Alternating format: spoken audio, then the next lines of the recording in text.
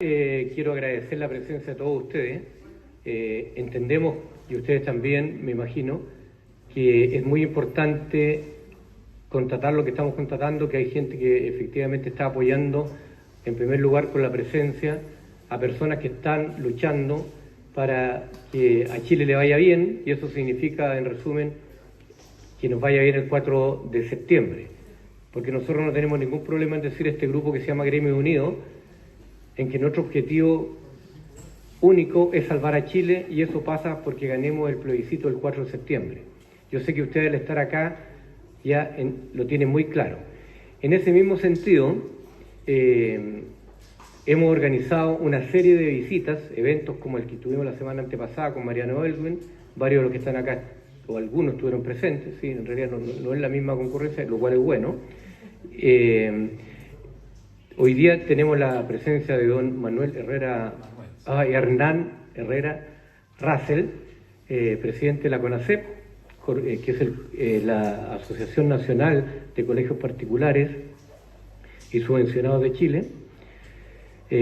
Ya obviamente le ofreceré la palabra a Hernán Herrera, pero sí quiero un minuto para referirme al siguiente tema. Yo, por favor, les pido a los que todavía no han entendido cuál es el sentido de nuestras reuniones. Yo sé que hay gente a la que no les gusta tanto que tengamos invitados de un sector que normalmente, políticamente hablando, no es de la mayoría de las personas que estamos acá. Pero nosotros tenemos clarísimo que lo que se está jugando en este momento, el futuro de Chile, tiene que hacernos reflexionar al respecto, y acá no importa, la verdad, de qué sector político pueda decir alguna persona, tiene que ser lo más transversal posible, porque a Chile lo tenemos que salvar entre todos. Hay algunos que lógicamente no van a estar con nosotros, pero felizmente hay personas que en el plebiscito de entrada apoyaron el apruebo, lamentablemente no olvidemos que también gente de derecha, y ahora están por el rechazo, cuyo es ese concepto el que ha llevado a formar el grupo de amarillos, ¿cierto? Acá tenemos un representante amarillo de la región, que es nuestro amigo Felipe Vicencio. Por si a alguien le cuesta distinguirlo, miren la mascarilla y se van a dar cuenta. Entonces, Felipe nos ha estado cooperando mucho, yo se lo agradezco, por supuesto, y la verdad es que vamos a seguir teniendo invitados que reúnan ese perfil. Ya les voy a avisar inmediatamente que el próximo jueves tenemos ya confirmada la presencia en este mismo lugar de Christian Barken, que sin duda es una persona en este momento que está liderando justamente lo mismo que estamos haciendo nosotros, es decir, que Chile se salve, y para eso necesitamos ganar con el rechazo. A Cristian lo vamos a tener ese día, lamentablemente un horario más temprano del que hubiéramos querido. Lo teníamos confirmado para las 19 horas, pero por problemas de vuelo va a tener que ser a las 4 de la tarde, así que ya los tenemos invitados. Yo todavía no había comunicado públicamente esto, así que lo estoy haciendo en este momento. Les pido, por supuesto, que nos acompañen en esa ocasión a todos los que puedan y algunos más. Ahora voy a dejar a Hernán, y les voy a pedir lo mismo que la vez anterior, que ojalá no hayan interrupciones durante la exposición de él. Van a tener toda la posibilidad de conversar, hacer preguntas, comentarios, una vez que él termine su exposición. Y está además decir que ojalá que los celulares tampoco produzcan alguna interferencia. Muchas gracias nuevamente, y por supuesto a Hernán Herrera Russell. Gracias, Carlos, o Manuel, no sé, porque si me dice siempre Manuel, entonces ya me acostumbré. Mi padre se llamaba Manuel, así que... Bueno, buenas tardes, noches a todos. Muchas gracias por estar aquí. Lo que nos convoca efectivamente, al menos en lo que es mi presentación, es cómo el tema de educación quedó contemplado en el texto propuesto para el 4 de septiembre. Nosotros le hemos llamado la cosa previa. ¿Y a qué se refiere esto?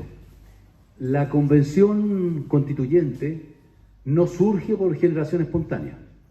Esto es a raíz de un acuerdo del 19 de noviembre de 2019, en que en el Congreso se establece este pacto por la paz y una nueva constitución que, dentro de todo su enunciado, establecía algunas condiciones de base mínimas para el proceso que venía, que era, primero, un plebiscito para ver que se determinaba, que tenía dos preguntas naturalmente, y el segundo era que tenía que cumplirse, bueno, la convención constituyente en el caso que se aprobara, y esa convención constituyente tenía que cumplir con algunos requisitos de base.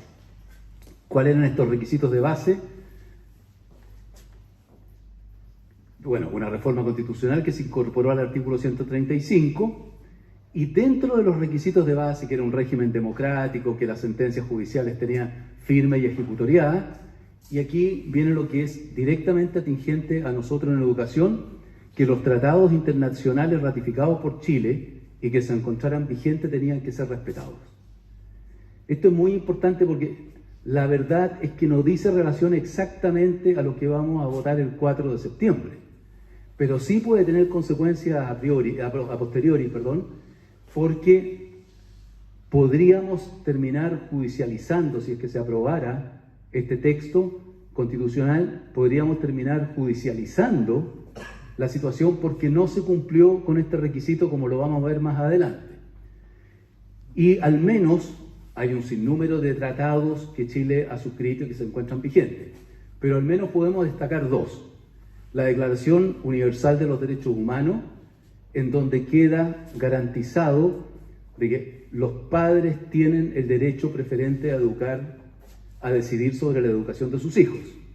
Y después, en el Pacto Internacional de los Derechos Económicos, Sociales y Culturales, que fue ratificado por Chile en el año 1972, queda también claramente establecido la libertad de enseñanza y el derecho a gestar y gestionar proyectos educativos diversos. Como vamos a ver más adelante, ninguno de estos derechos quedó garantizado como existe hoy día en la Constitución, por lo tanto, efectivamente podría dar pie a acciones judiciales posteriores, llegando inclusive a instancias internacionales. Bueno, decíamos que el no dejar garantizado estos tres derechos vulnera, a nuestro juicio, una de las condiciones de origen, como es el respetar lo establecido en los tratados internacionales.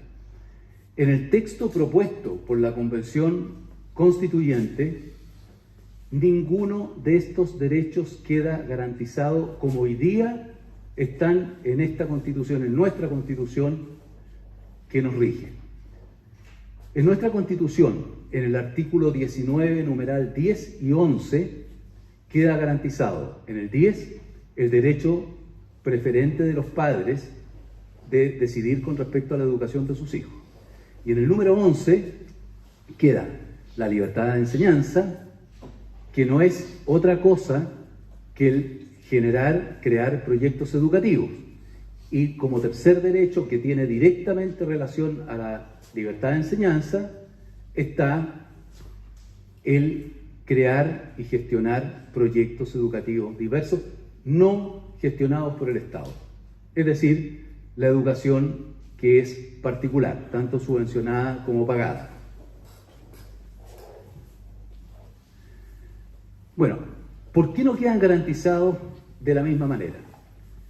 Una cosa muy importante, estos tres derechos en la actual Constitución, para ser modificados, se necesitan ley orgánica, es decir, 4/7, de acuerdo a esos derechos, para modificarlos en la Constitución. ¿Qué es lo que ocurre en el texto constitucional?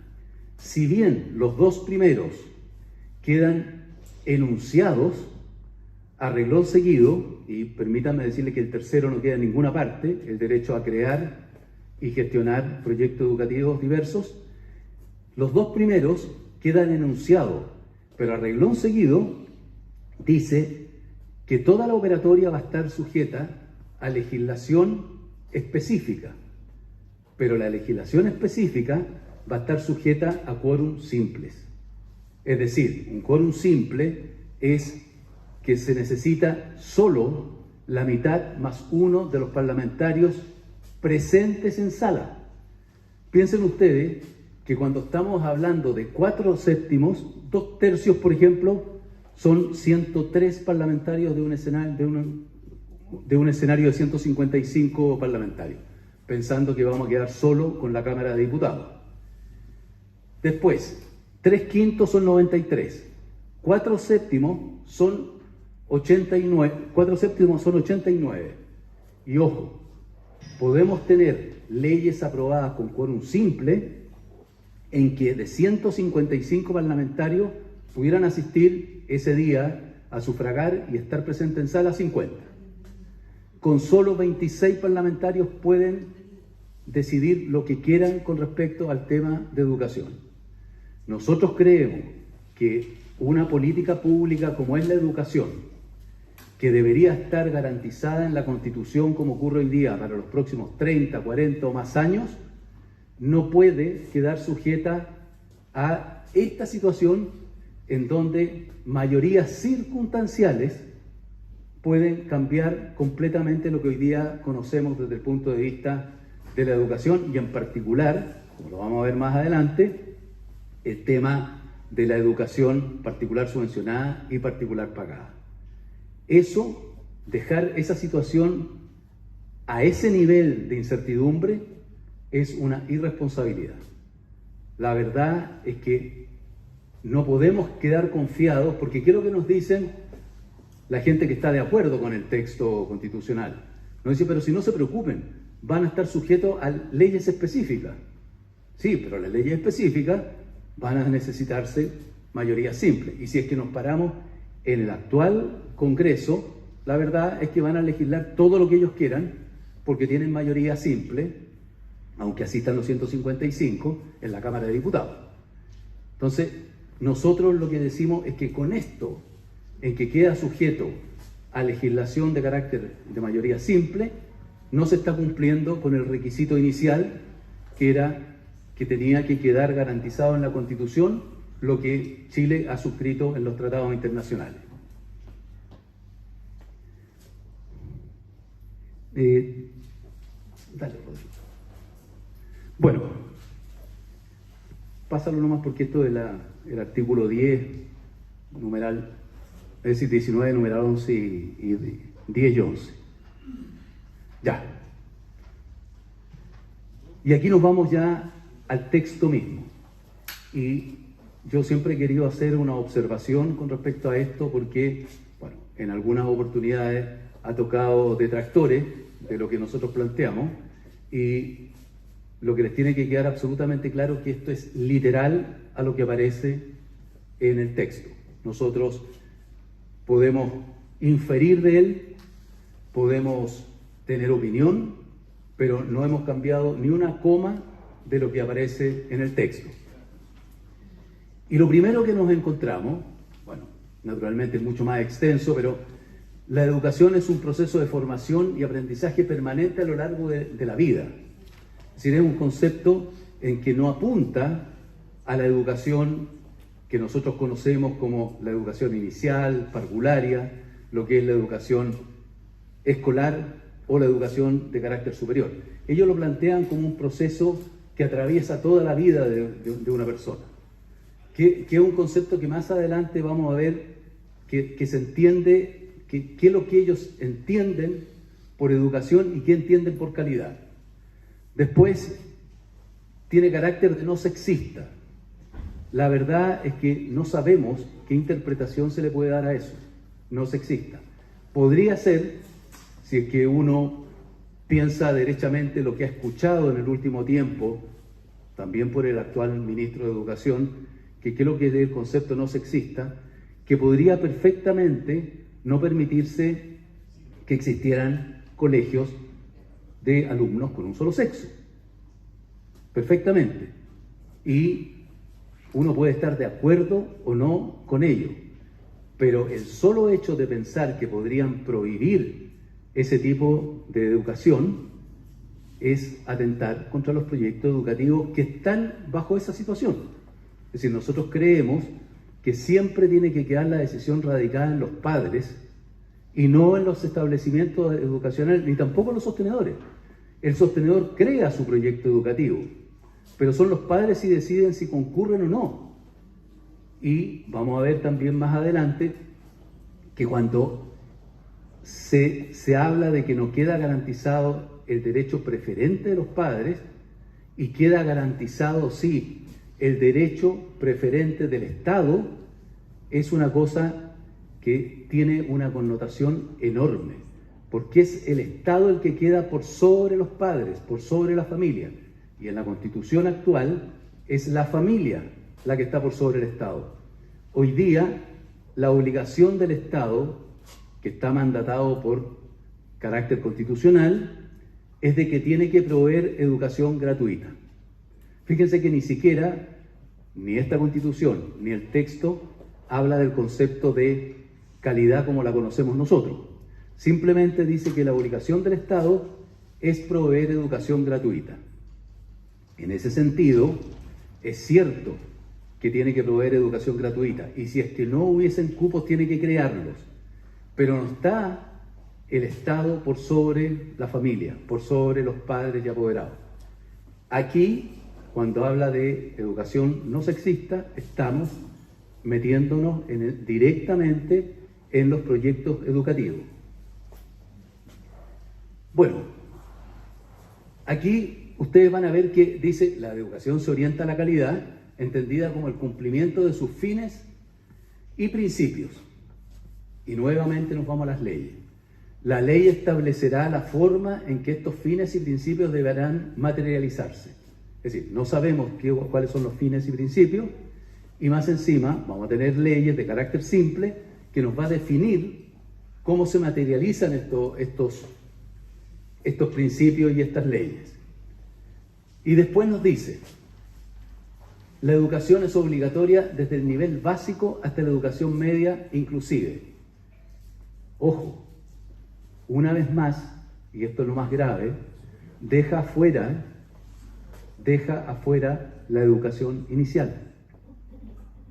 Todos los estudios internacionales, que esta gente es muy dada a hablarnos de experiencias extranjeras, todos los estudios internacionales establecen que para situaciones de vulnerabilidad como la que nosotros vivimos, es importantísimo que los alumnos reciban educación de los primeros niveles, prebásica, básica. Fíjense que hoy día hay una discusión en el Congreso, el gobierno anterior trató reiteradamente de que se generara el kinder obligatorio. Y la oposición de ese entonces se negó a que el kinder fuera obligatorio. Pero ahora es peor, porque ahora lo que nos dicen que la obligación es justamente, queda ratificado en la Constitución, de que la obligatoriedad del Estado parte a partir de primero básico. Es decir, aquí definitivamente lo dejan en la Constitución establecido. Bueno, y aquí empezamos ya con las dificultades a los proyectos educativos. Se establece un Sistema Nacional de Educación. Este Sistema Nacional de Educación está integrado por los establecimientos y las instituciones de educación, ojo, parvularia, nivel básico, medio y superior. No deja la obligación del Estado a asumir su responsabilidad desde el nivel parvulario, pero sí, para aquellos establecimientos parvularios, también los incluye en el Sistema Nacional de Educación, es decir, se tienen que regir por este sistema único. Y este Sistema Nacional de Educación va a establecer cuáles son las condiciones para que los establecimientos educacionales tengan el reconocimiento oficial. O el no cumplimiento de estas condiciones le hace perder el reconocimiento oficial. Una vez más, si es que bajamos la línea, nos vamos a encontrar que todo esto va a ser establecido por leyes específicas. Por lo tanto, lo único que tenemos claro es que y para los más de avanzada edad, se van a acordar lo que fue en el año 71 la Escuela Nacional Unificada. Es decir, en el fondo, si es que uno lee entre líneas, esta es la Escuela Nacional Unificada, no nos cabe la menor duda. Vamos a tener un sistema nacional de educación. Y después dice: el Estado ejerce labores de coordinación, regulación, mejoramiento y supervigilancia del sistema. La ley determinará los requisitos para el reconocimiento. Una vez más, es el Estado el que va a tomar todas las decisiones con respecto a este Sistema Nacional de Educación. Y aquí empezamos a bajar en las complicaciones. Dice: son de carácter democrático. Estos establecimientos tienen que ser de carácter democrático. ¿Qué entienden la gente como Stingo, como Atria y otros del carácter democrático? Que todas las decisiones al interior del colegio se toman, que ha ratificado más adelante, de forma democrática por toda la comunidad. Es decir, es la instalación del cogobierno al interior de los colegios.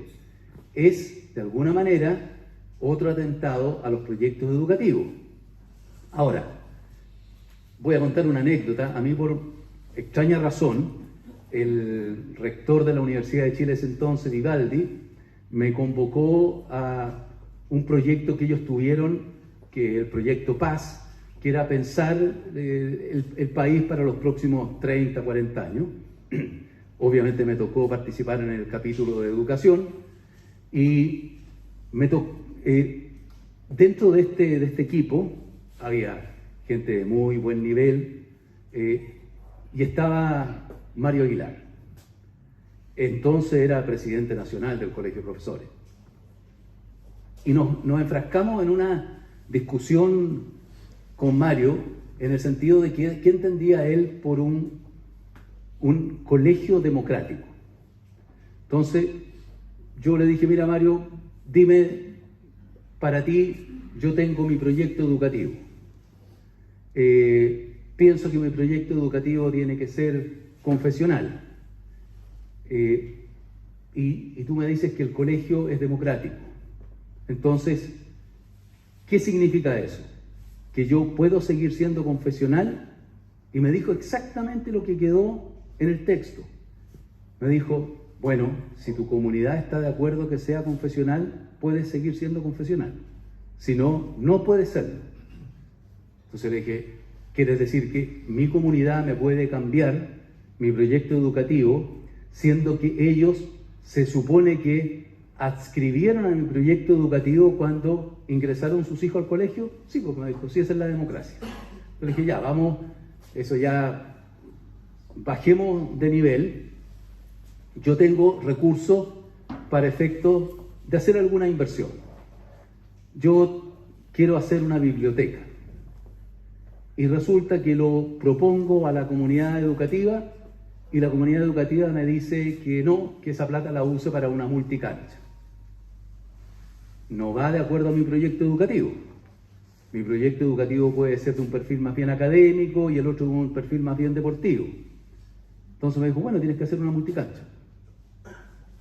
Bueno, eso, como lo vamos a ver más adelante, quedó exactamente ratificado en el texto constitucional. Eso es lo que ellos entienden por escuela democrática. Y cuando, como corolario de todo esto, me dijo: lo que pasa es que tú defiendes a la escuela autoritaria y nosotros defendemos a la escuela democrática. Ese es el concepto que tienen de nosotros, que porque defendemos los proyectos educativos creados por los sostenedores, somos autoritarios y ellos son democráticos. Bueno,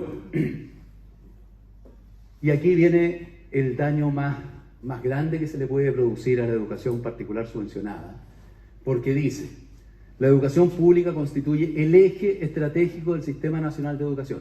Recuerden que están creando un Sistema Nacional de Educación y el eje estratégico se lo asignan a la educación pública. Su ampliación y fortalecimiento es el deber primordial del Estado, para lo cual debe articular, gestionar y financiar un sistema de educación pública de carácter laico y gratuito, compuesto por establecimientos e instalaciones estatales de todos los niveles y modalidades educativas. Aquí no queda lugar a duda. A mí me han preguntado muchas veces en entrevistas si este texto cierra colegios, particulares subvencionados y particulares pagados. No lo cierra, no lo dice. Sería una irresponsabilidad decir que efectivamente, producto del texto, van a cerrarse colegios. Pero aquí nos dice claramente de que sí pueden diferenciar el financiamiento. ¿Por qué? Porque mandata y obliga al Estado a que su opción primordial tiene que ser la educación pública. Por tanto, uno podría decir, mire, a mí me van a dejar con la misma subvención y a los particulares y a los públicos le van a incrementar sustancialmente la subvención. ¿Por qué? Porque está garantizado ese derecho en el texto constitucional. Por lo tanto, aquí claramente hay una intención que en el largo plazo la competencia sea absolutamente desigual entre un establecimiento público y uno particular subvencionado. Ahora, más grave aún, cuando el 55% del alumnado estudia en colegios particulares subvencionados. ¿Sí? ¿Qué es lo que hemos dicho nosotros durante toda la discusión desde la ley de inclusión? Nosotros hemos dicho que el foco tiene que estar puesto en los alumnos y naturalmente desde el punto de vista de los colegios en el proyecto educativo. Pero el foco tiene que estar puesto en los alumnos. Es decir, aquí la igualdad de trato dice relación a los alumnos. Siempre hemos dicho, a condiciones similares desde el punto de vista de vulnerabilidad, el Estado tiene que concurrir con la misma intensidad y con los mismos recursos, sea que los alumnos estén estudiando en un colegio municipal, en la nueva educación pública o en un particular subvencionado. No puede hacer distingo, porque a quien hay que favorecer y de quien hay que preocuparse es del alumno, no del establecimiento educacional. Y miren, y ocurre en algunos casos y en varios casos, en una familia hay dos alumnos, uno estudia en un colegio particular subvencionado y en el otro uno municipal. Tienen el mismo nivel de vulnerabilidad, el mismo acervo cultural, las mismas condiciones de vida, y uno recibe mejor apoyo que el otro. Hoy día se calcula que un alumno de un colegio municipal recibe en el año, en el fondo del colegio, 500.000 pesos más que uno que estudia en un colegio subvencionado. ¿Se imaginan ustedes cómo va a ser cuando la obligación del Estado sea que tiene que apoyar por sobre cualquier cosa la educación pública? Es decir, eso para nosotros es una de las situaciones más desastrosas que nos pueden generar. Bueno, y después dice algo que se presta a la interpretación, porque también me han preguntado si deja sin financiamiento al sector particular subvencionado. No lo puedo decir, porque dice que el Estado debe financiar este sistema de forma permanente, directa, pertinente y suficiente a través de aportes basales. Yo entiendo que si me meto en el Sistema Nacional de Educación, tengo que recibir financiamiento basal, salvo que ellos le den una interpretación distinta y me dejen afuera. No creo. Pero ojo, aquí hay dos cosas que son importantes. ¿Qué es lo que es el financiamiento basal? Financiamiento basal es cuando se financia un establecimiento educacional desde el punto de vista de su costo operativo. Costo operativo significa que vamos a cubrir todas las remuneraciones, vamos a cubrir todos los gastos operacionales. No habla de financiamiento desde el punto de vista de infraestructura, estamos hablando de la operación. Y en ese sentido yo puedo decir, claro, estoy adentro, me van a financiar el costo operativo. Pero miren la paradoja que se produce aquí. Me hablan de calidad y no hay algo más dañino a la calidad que me financien basalmente el colegio. Porque finalmente, si tengo financiado el colegio, puedo hacer o no hacer clase. Fabuloso para los profesores del colegio de profesores. Si tengo financiado el colegio, la verdad es que me da lo mismo si una matrícula potencial de 1000 alumnos yo tengo 500, porque el colegio está financiado. Si lo tengo basalmente financiado, la verdad es que no voy a hacer ningún esfuerzo porque los alumnos vayan a clase. No voy a hacer ningún esfuerzo porque no exista deserción. Entonces, de qué calidad me están hablando y qué calidad están asegurándome si como concepto el financiamiento basal es regresivo. ¿Qué es lo que hemos dicho nosotros, no solamente a estas autoridades, le hemos dicho hace muchos años a las autoridades? Efectivamente, el financiamiento que hoy día existe genera problemas, porque es por asistencia. Y le hemos dicho, busquemos una fórmula en que se financien los establecimientos educacionales por matrícula, pero con un factor de corrección por asistencia. Es decir, y que además tenga una componente de estacionalidad. Todos sabemos que nosotros tenemos niños vulnerables y de clase media, al igual que el mundo municipal. Debería tener lógica que la estructura más fuerte fuera por matrícula, pero que el componente de asistencia influyera con mayor intensidad, con mayor porcentaje, cuando estamos en periodos que no son invernales y con una menor intensidad en periodos de invierno. Pero dejarlo todo asegurado al financiamiento basal es una aberración, porque va a atentar contra la calidad. Don Rodrigo... Bueno, eso, pásatelo nomás, Rodrigo, porque...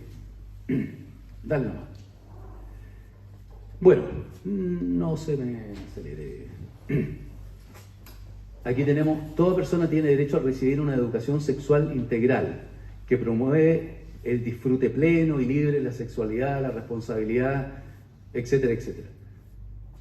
Aquí está claro, cuando hablábamos de no sexista, ¿a qué se estaban refiriendo el no sexista? Es decir, aquí nos están diciendo que va a haber una educación sexual integral. Más adelante vamos a ver cómo influye esto con un tema relacionado con los profesores. Bueno, aquí dice, se garantiza la libertad de enseñanza y el deber del Estado respetarla. Es decir, libertad de enseñanza, un enunciado. No dice más. Después, esta comprende la libertad de madres, padres, apoderados, apoderadas, apoderados y tutores legales a elegir el tipo de educación de las personas a su cargo. Aquí hay dos cosas. El tipo de educación no habla del derecho preferente de los padres, habla del tipo de educación.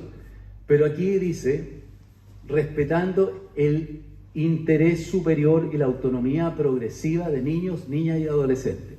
¿Qué es lo que es la autonomía progresiva de los niños? ¿A qué edad van a alcanzar esta autonomía progresiva? ¿Qué es lo que están haciendo aquí? Hoy día los padres son responsables de la educación de sus hijos hasta cuarto medio. Y no pueden desentenderse de esa responsabilidad. Al punto que si que los padres no mandan a los hijos al colegio, se pueden ir presos. ¿Qué se entiende por autonomía progresiva de los niños? ¿Van a adquirirla en primero medio? Sí. Perfectamente podrían decir, miren, el alumno a los 14 años ha adquirido su autonomía. Y de ahí en adelante, el padre no tiene injerencia ni en la educación de su hijo, ni tampoco en las decisiones al interior del colegio. Entonces, acá es muy grave. Es decir, uno no puede quitarle la facultad al padre de ser responsable de la educación de sus hijos durante toda la educación escolar.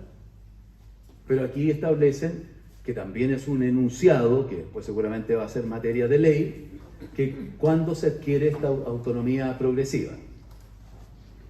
Y aquí ya entramos en el atentado más directo a los proyectos educativos. Dice, las y los profesores y educadores son titulares de la libertad de cátedra en el ejercicio de sus funciones.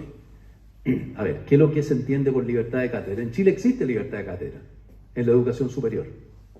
¿Y por qué existe solo en la educación superior?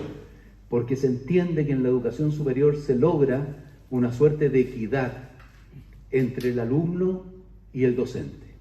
El alumno es capaz de retrucarle al docente, es capaz de plantear su posición, su pensamiento, y el docente tiene que hacer un esfuerzo por convencer. Y eso está de acuerdo al concepto de universalidad, de cómo se enfrenta la educación superior. Pero llevar esta libertad de cátedra, y ojo, esto sí que queda garantizado en el texto como un derecho constitucional, el de los docentes, el llevar esta libertad de cátedra a la educación escolar es una aberración. Uno tiene que pensar cómo va a enfrentar un alumno de 6 años a un docente que va a tener libertad de cátedra y que va a poder impartir la cátedra como a él mejor le parezca. Y el sostenedor no va a tener ninguna posibilidad de desvincular a ese docente, porque su derecho está garantizado en la Constitución, por lo cual no hay posibilidad de desvincularlo. Máxime que, como vamos a ver más adelante, se pretende de que los docentes los docentes del sector privado tengan las mismas condiciones que tienen los docentes en el sector público, es decir, inamovilidad, etcétera, etcétera. Entonces aquí vamos a tener una situación, vamos a poner solo 2 ejemplos. Un profesor de biología en educación sexual de un niño de 6 años puede enseñarle como se le ocurra, en la medida que esté en el contexto de lo que establece el programa. Entrega la educación como quiere.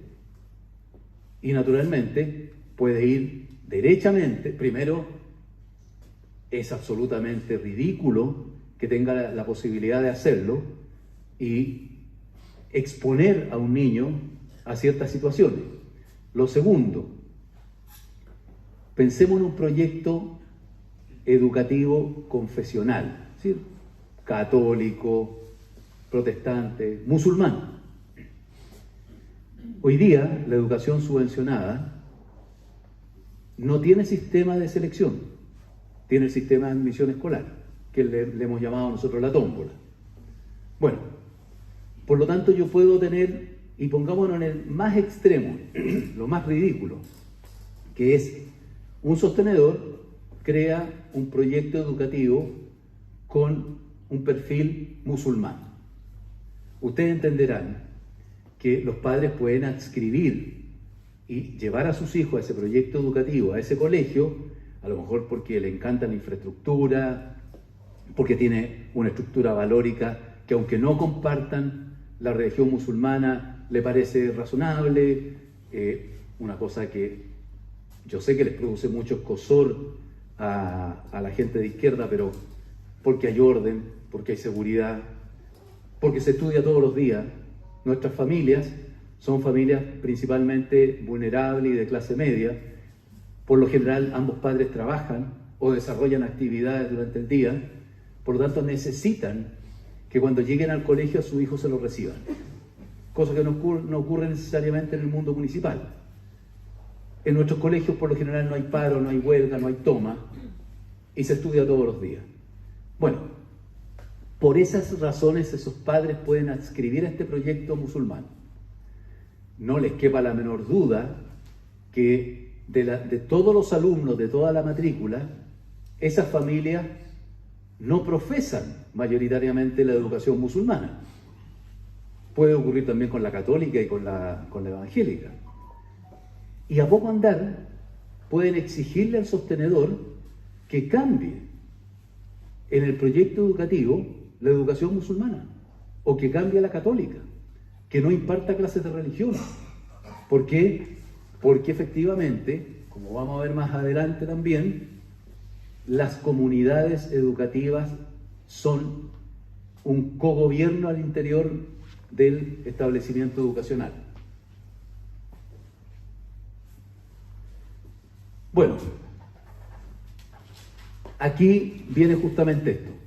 Las comunidades educativas tienen derecho a participar en las definiciones del proyecto educativo y en las decisiones de cada establecimiento. Y aquí está el tema más complejo. En el fondo, cuando ya se le transforma esto, hoy día las comunidades educativas son informadas de las decisiones que toma el colegio, son informadas de la situación financiera del colegio y de las rendiciones de cuenta que se hacen a la superintendencia. Pero una cosa es mantener permanentemente informada a las comunidades educativas, y la otra muy distinta es que las comunidades educativas tengan derecho a voz y voto en decisiones, y que aquí dice claramente, no da lugar a duda, tienen derecho a participar en las definiciones del proyecto educativo. Es decir, yo puedo tener un proyecto educativo y la comunidad me lo cambia, y yo no tengo ninguna posibilidad de negarme. Entonces, una vez más, se pone en riesgo el proyecto educativo. ¿Y qué es lo que le decimos nosotros a nuestros padres y apoderados? Cuando eligieron el colegio, eligieron un proyecto educativo no por un año, no por 2 años, lo eligieron por 12 o 14 años. Por lo tanto, el que le cambien el proyecto educativo significa que le cambiaron el sentido por el cual él eligió el colegio. Entonces, es muy grave que atenten contra el proyecto educativo, porque no están atentando contra el sostenedor, están atentando contra las familias, porque las familias eligieron libremente ese colegio y ese proyecto educativo. Bueno, y aquí viene un guiño que se le hace a los profesores y a los trabajadores en general. Dice: los trabajadores de educación parvularia, básica y media que se desempeñan en establecimientos que reciban recursos del Estado gozarán de los mismos derechos que contemple la ley. Y la ley se va a remitir a lo que hoy día son los derechos en el mundo municipal de los docentes. Principalmente, lo más complejo de esto es la inamovilidad. Porque que tengan los mismos derechos desde el punto de vista de los recursos financieros, maravilloso. Al final, en el 2025 vamos a tener que estar todo en el sistema de la carrera docente, la nueva carrera docente. Pero la inamovilidad es el problema. Y no tenemos ningún problema en decirlo delante inclusive de profesores. Porque si algo tiene gracia el mundo particular subvencionado, y hay que decir, el particular pagado, es que se mide el rendimiento de los docentes en cada proceso año a año, y existe la posibilidad de desvincular a un docente que no cumple con los estándares mínimos que ha definido el colegio. Ojo que la ley los protege en el sentido que uno los puede desvincular a mitad de año, pero tiene que pagarle hasta febrero del año siguiente. Por lo tanto, no es que quede absolutamente desprotegido, pero sí, ante una medición negativa, uno puede desvincular a ese profesor. Bueno, aquí con esto simplemente no se podría. Bueno, y una última cosa, que es un mensaje más que a los colegios particulares pagados, que además, dicho sea de paso, si hay alguno le pido excusas, pero una de las cosas que a nosotros nos sorprende desde la discusión de la ley de inclusión es que cuando uno recurría a colegios particulares pagados para que apoyaran, ellos sentían que la ley no los tocaba, así que no había que ni apoyar ni organizarse. Bueno, en esta vuelta sí los toca, porque como los hace partícipe y los mete dentro del Sistema Nacional de Educación, el Sistema Nacional de Educación, aparte que va a establecer que son laicos, va a establecer que no hay selección, pero hay una cosa muy importante: va a establecer que todos son sin fines de lucro. Bueno, de los colegios particulares pagados, del orden del 40-50% son sin fines de lucro, porque son fundaciones. Pero hay otros, principalmente los más pequeños, son con fines de lucro. El mensaje que hay que enviarle a los padres y apoderados que tienen sus hijos en colegios particulares pagados con fines de lucro es que desde ya tienen que ir a preguntarle al sostenedor si él está disponible en convertirse en sin fines de lucro. Si el sostenedor le dice que no está disponible para convertirse en sin fines de lucro, empiece a buscar desde ya colegio para su hijo, porque ese colegio va a tener que cerrar porque no va a entrar en el sistema. El sistema establece sin fines de lucro. Por lo tanto, aquellos padres que creen que esta cosa no les incumbe y tienen a su hijo en colegios particulares pagados con fines de lucro, que se pongan hoy día en campaña, porque o el sostenedor se convierte a sin fines de lucro o tiene que empezar a buscar colegio para su hijo. Con el agravante que, una vez más, nosotros insistimos, que los padres eligen proyectos educativos, principalmente en colegios particulares pagados. Por lo tanto, tienen que empezar a buscar algo que coincida con su proyecto educativo elegido. Bueno, y después pasemos esto porque son las disposiciones transitorias. Ojo, que en las disposiciones transitorias, las únicas cosas que quedan es que establece que el presidente de la República o el Parlamento tiene 12 o 24 meses para establecer las leyes. Los conocedores de procesos constituyentes en el mundo han establecido que en promedio se necesitan 5 años para armar todo este ungüento. Piensen una cosa, y que nosotros lo decimos como término de la exposición, este texto es maximalista. Nuestra Constitución actual tiene 143 artículos. Este texto constitucional tiene 388. ¿Qué significa eso? Que es maximalista. ¿Y cuál es la gravedad de no haber quedado nuestros derechos en este texto? Que ellos en este texto pusieron todo lo que querían poner. Y lo que no está, no lo quisieron poner. Por lo tanto, es más grave el no haber quedado. Si la Constitución fuese minimalista, como la actual, uno dice, bueno, quedaron los enunciados. Pero en esta queda claramente establecido de que no quisieron ponerlo. Y si es que nos discuten eso, hay que preguntarle. La primera comisión que se creó en la Convención Constituyente fue la Comisión de Reglamento. Y la Comisión de Reglamento establecía qué derechos no podían dejar de estar en el texto final. Y surgieron un sinnúmero de derechos. Dentro de los nuestros, que eran los derechos fundamentales, dijeron, no, ni el derecho preferente de los padres, ni la libertad de enseñanza la vamos a dejar a firme en la Comisión de Reglamento, la vamos a discutir después en la Comisión de Derechos Fundamentales. ¿Por qué? Porque sabía que no lo iban a dejar. Por lo tanto, cuando a nosotros nos digan, no se preocupen porque esto va a ser materia de ley, sí nos preocupamos porque esta es una constitución maximalista y aquí dejaron todo lo que querían dejar y lo que no querían dejar lo sacaron. Eso, muchas gracias.